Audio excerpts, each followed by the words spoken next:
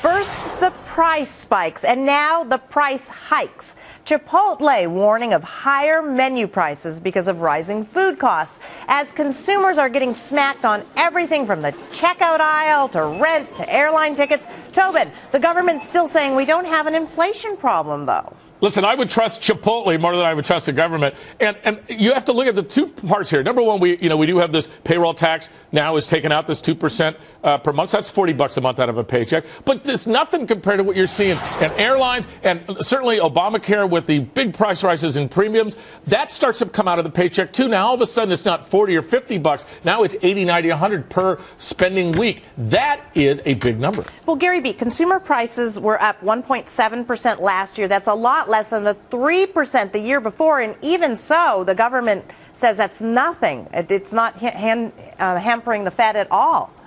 Well, I think the number is accurate, to be honest with you. I can understand why people think that inflation is skyrocketing, because the things I see the most, gasoline and food, when they go to the supermarket, are up about 1.8, close to 2%. But they forget two things. One, that's not their entire budget. The average budget of the household for gasoline is about 5% of their total budget. And then they forget about the things they don't see that they just pay the bills. Electricity's down. Used cars are down. Beverage prices are down. So there's a lot of other things that they pay for every day that they just don't, that they use every day, that they just don't see every day. I choose to believe the government. If you don't, then you can go the whole black helicopter. Okay, well, route. Jonas, no inflation actually means that savers are getting hit, too. That's the other side to this story. Yeah, I will note Chipotle uses all these organic products that are hard to hedge in the futures market, so they don't have the things that Burger King can do to keep controls on their food supply costs. But that's a side story. What I will say is there are definitely people who get hurt by even currently relatively low inflation.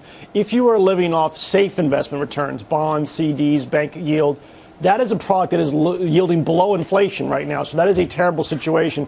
If you are working, a working person now is actually finally seeing their wages grow a little bit faster than inflation. So to you, it's wonderful in some ways.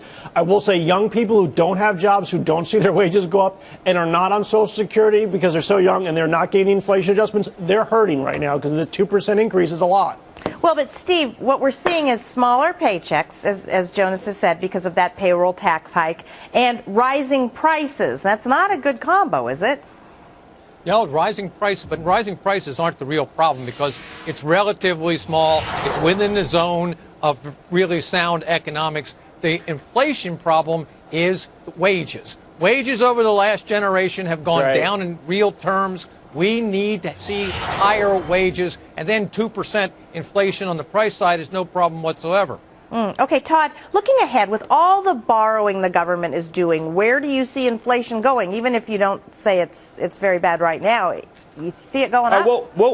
Oh, yeah, we'll have inflation eventually, Brenda. I mean, probably about 5 years from now, though, after the current administration leaves office. But we could be looking at rates at 7 to 10% realistically. Right now, though, Steve's right. It's all about your wages. There is a perception that there is inflation that's out there, but it's not. It is tame. It's only because you're not earning enough money. Eventually, we'll have it, but right now, enjoy it. Health care premiums, college tuition, food, Steve actually makes a great point. The fact that wages have been flat. Well, one of the reasons they've been flat, quote unquote, is because the benefits prices go up so much faster than inflation. So we have the things that really matter. It actually makes these price increases, worse or harder on the person because of the fact that wages not going up. Wages are a big part of measuring, quote unquote, inflation. But everyday spending is absolutely up, and in particular things, we're getting killed.